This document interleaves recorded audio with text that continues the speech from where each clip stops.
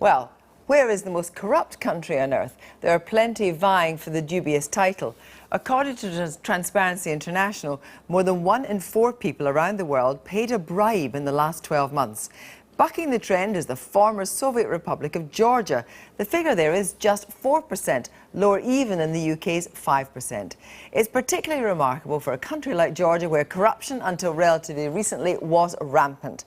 So how have the Georgians done it? And have they really been able to conquer corruption? Steve Rosenberg travelled to the Georgian capital Tbilisi to find out. We should warn you, there is some acting in this film. This is the story of a country where corruption was king. You would work for the police, you had to pay bribe to get the job.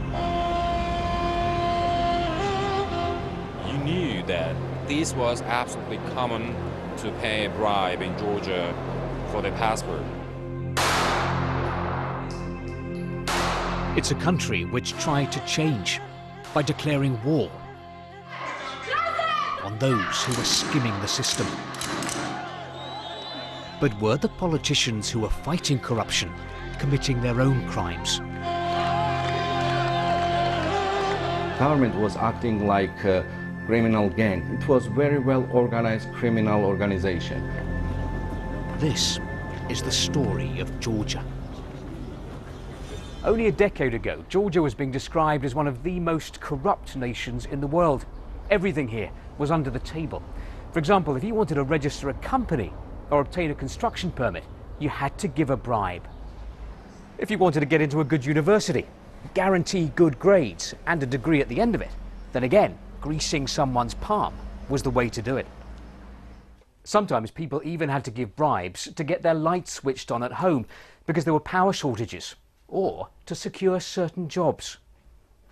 A good example was the traffic police.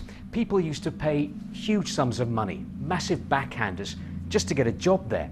And once they had, the traffic policemen themselves started taking bribes so they could recoup their losses. The result was a system that was rotten from top to bottom. Even my predecessor, President Chevrolet, was repeating it continuously. He was saying, in Georgia, everybody is corrupt. You know, and he would say, school teacher is corrupt, a policeman is corrupt, a doctor is corrupt, a minister is corrupt. So by that, first of all, and by the way, he was, in a way, he was right.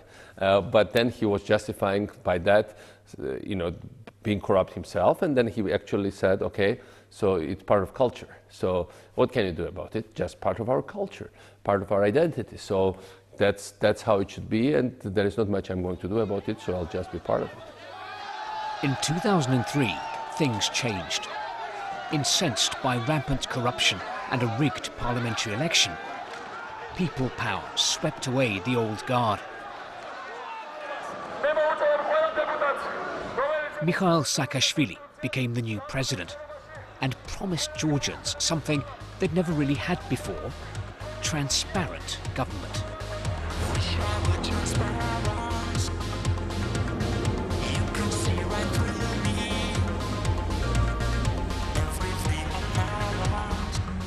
For a start, new see-through police stations were built across Georgia, shiny symbols of this new transparency.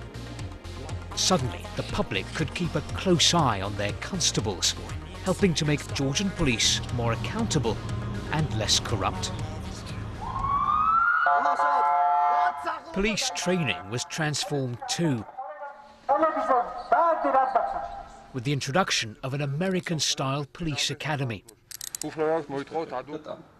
Out went the old Soviet-era textbooks and teaching methods. In came training programs from the West and the latest technology to produce a modern, professional force. One of the biggest changes was on the roads. The government sacked all the traffic police, 16,000 officers, and replaced them with this US-style patrol force. New recruits were monitored closely to make sure they didn't take any bribes. Many people try to give police officers money, but from the past many things was changed. Nowadays everyone knows that police officers don't take the money.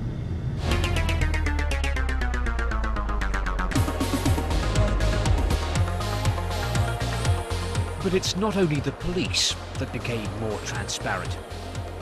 The Georgian government opened giant public service palaces.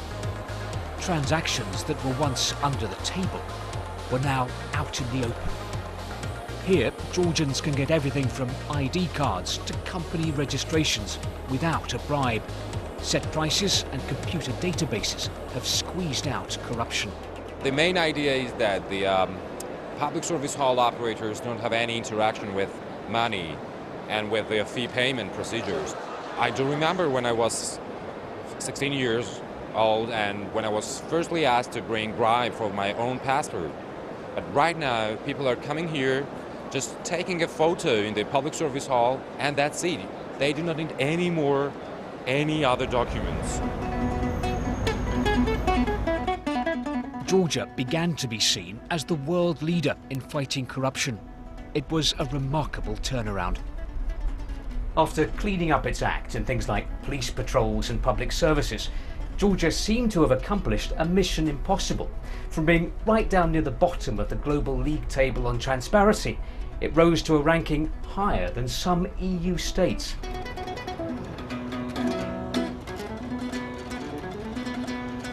Because of this success, for several years now, Georgia has been flying. The country has been praised for its achievements by the World Bank, the United States, the European Union. But increasingly, Georgians have found that their shiny new system of openness, accountability and transparency has strict limits. Mamia Sanadiradze used to own one of Georgia's largest telecom companies. He claims that the same government that was fighting corruption was putting pressure on his business. The problems began, he says, when the Interior Ministry asked him to facilitate secret surveillance of internet users.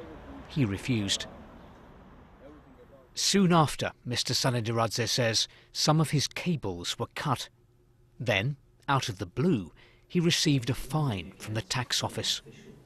If I had not paid £5 million, I was getting in jail. So I had no choice. I had to transfer the company to under the control of the governmentally well-connected business groups. They were clever. They were using basically the state institutions, the Ministry of Interior, Chief Prosecutor's Office, tax police, to find and push the rich individuals in Georgia to give up their properties. Givi Maisuradze did go to jail. His sister, who lives abroad, had bought a section of an old gas pipeline in Georgia that was being auctioned off. 2 years ago, Givi was arrested and told his sister's pipeline must be given back to the state as a gift.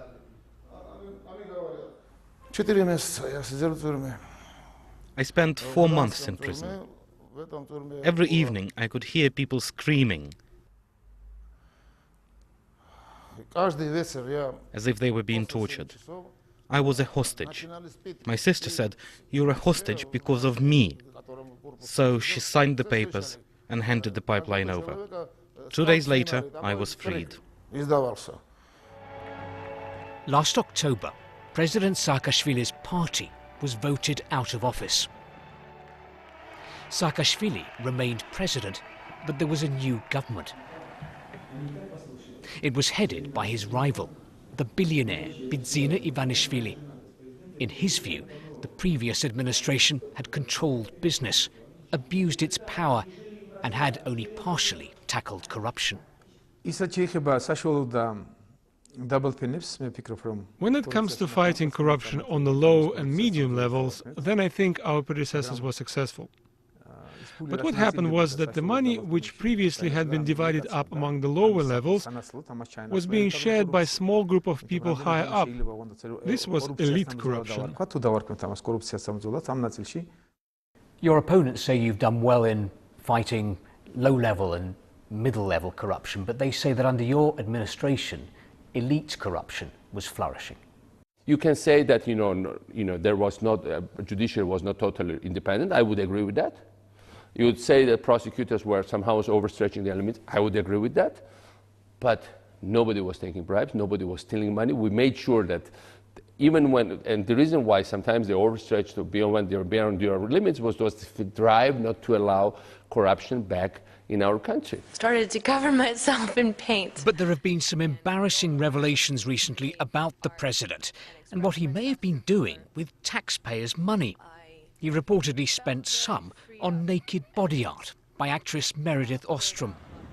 At the Georgian parliament, MPs say they have evidence that the president has been spending public money on private whims.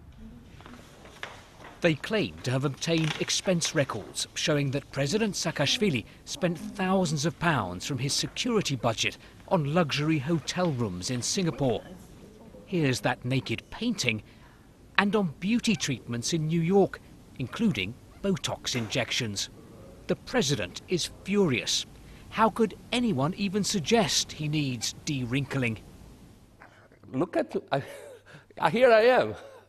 Can you look at me? Look at me. Can you see any? Look at Prime Minister, at his friend Vladimir Putin, and you see the difference. So here I am. You don't have to go far. So the point here is, it's all they could claim and find. Where are all these millions, billions misspent, stolen? Nowhere, because this country was clean.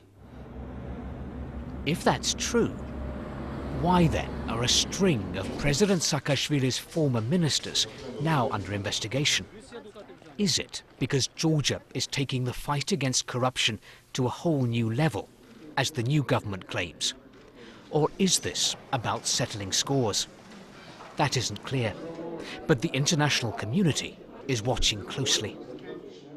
We expect Georgia to respect the rule of law and ensure people due process.